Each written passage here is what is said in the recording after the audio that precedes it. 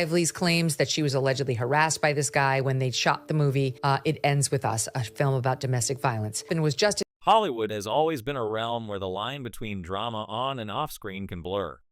However, in the case of It Ends With Us, the highly anticipated adaptation of Colleen Hoover's best-selling novel, the drama that has unfolded behind the scenes is almost as gripping as the story itself. What was supposed to be a heartfelt blockbuster about love, domestic violence, and emotional healing instead has turned into a media firestorm that no one saw coming. The film, directed by Justin Baldoni and starring Blake Lively, has already faced a wave of backlash and controversy, both in its production and subsequent release. Despite the promising premise and the star-studded cast, the adaptation has received scathing reviews, failing to live up to the emotional depth of the book. However, it's the storm swirling around the film's troubled production that has captured the most attention. Legal battles, defamation suits, and public mudslinging between Baldoni and Lively have dominated headlines, overshadowing whatever might have been left of the movie's dignity. How did we get here? How did a seemingly innocent film adaptation spiral into a complex and messy legal and media circus? The answer lies in a clash of visions, egos, and the ever-present influence of Hollywood's powerful PR machine. When news broke that It Ends With Us would be adapted for the big screen, fans were ecstatic. The novel, known for its emotional weight and difficult themes, seemed ripe for a sensitive, nuanced film treatment.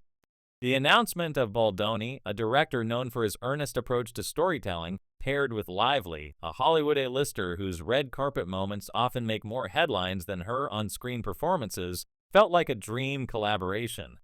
Baldoni was lauded for his work on 5 Feet Apart, and Lively was seen as a strong lead capable of handling the dramatic intensity required for such a role.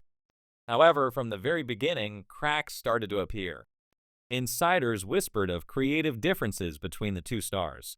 Baldoni, a self-proclaimed advocate for preserving the raw emotion and authenticity of the novel, wanted a film that stayed true to the book's powerful and gut-wrenching depiction of domestic violence. Lively, on the other hand, reportedly pushed for a more lighthearted, comedic approach, attempting to infuse her trademark style of glamour into the film. Her focus on high-fashion outfits and adding a glossy layer to the story didn't sit well with the film's core subject matter, and fans who were familiar with the book quickly grew concerned. Tension grew as production progressed. According to reports, Lively was frustrated by what she saw as her lack of involvement in the creative decisions. While Baldoni insisted on maintaining the integrity of the story, Lively reportedly wanted to steer the film in a more commercially viable direction, complete with comedic elements that critics felt undercut the emotional tone of the source material.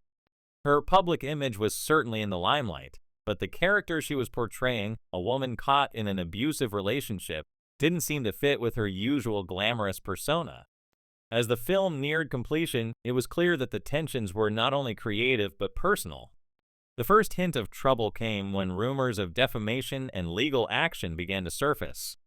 Baldoni filed a defamation lawsuit against Lively, claiming that she had spread falsehoods about him and his approach to the film.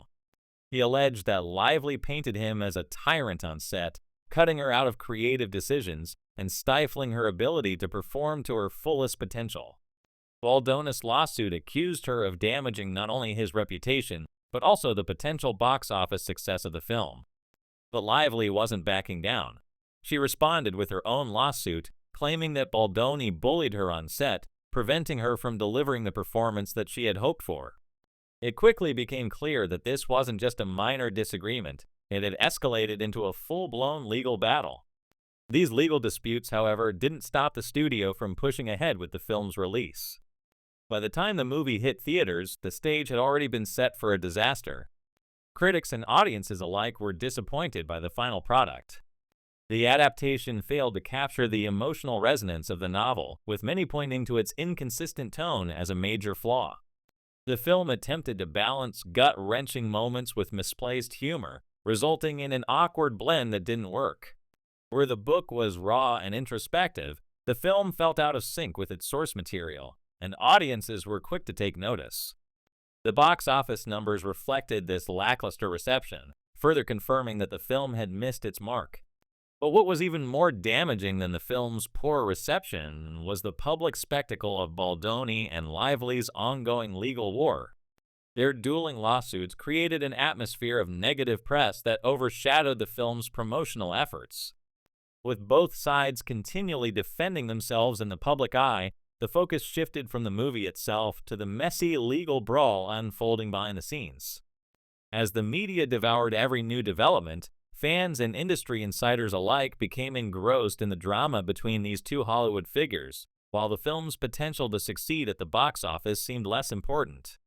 In a desperate attempt to contain the damage and curb the public bickering, reports surfaced that Lively's team had requested a gag order to prevent both parties from speaking publicly about the ongoing lawsuits. However, the court rejected this request, leaving both Baldoni and Lively free to continue airing their grievances in the public sphere.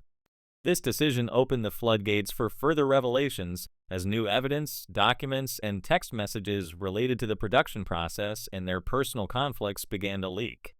The most surprising move came from Baldoni himself, who took the unprecedented step of launching a website dedicated solely to his lawsuit. The site was packed with 168 pages of documents, emails, and text messages that, according to Baldoni, proved his case against Lively.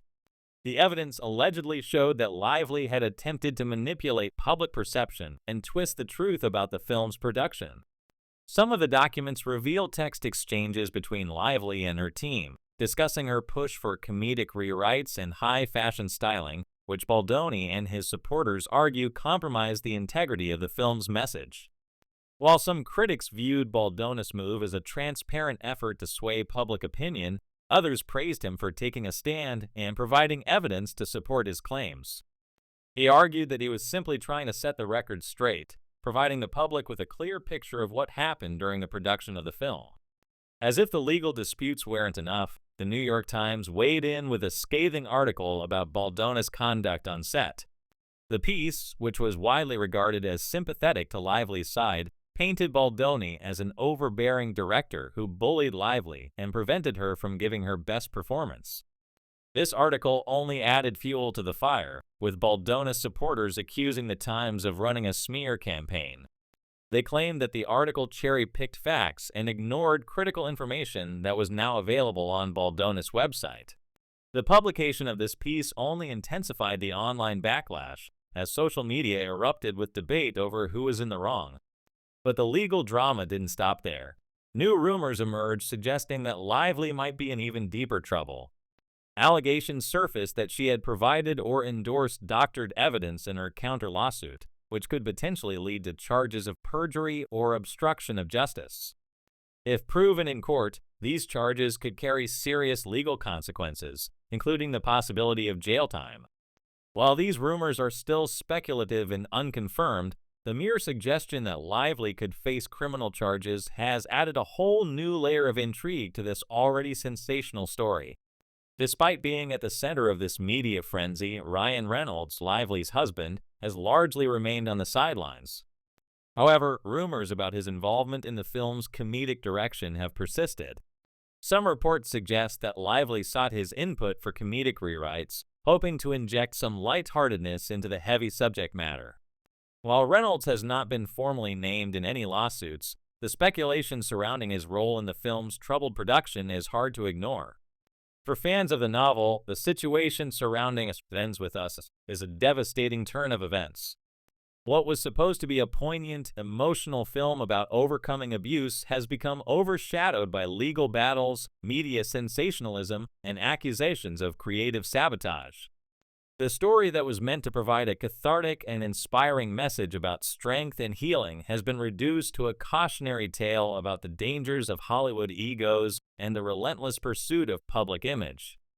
Now, as the lawsuits continue to unfold, the future of It Ends With Us seems more uncertain than ever. Will it end in a quiet settlement or a courtroom showdown that further tarnishes the reputations of those involved? Only time will tell. What is certain, however, is that the film's rocky journey serves as a stark reminder of the dangers of clashing creative visions and the destructive power of public scrutiny. As the drama continues to unfold, one can only hope that the real story, the powerful themes of love, resilience, and growth that the film was supposed to portray, doesn't get lost in the chaos.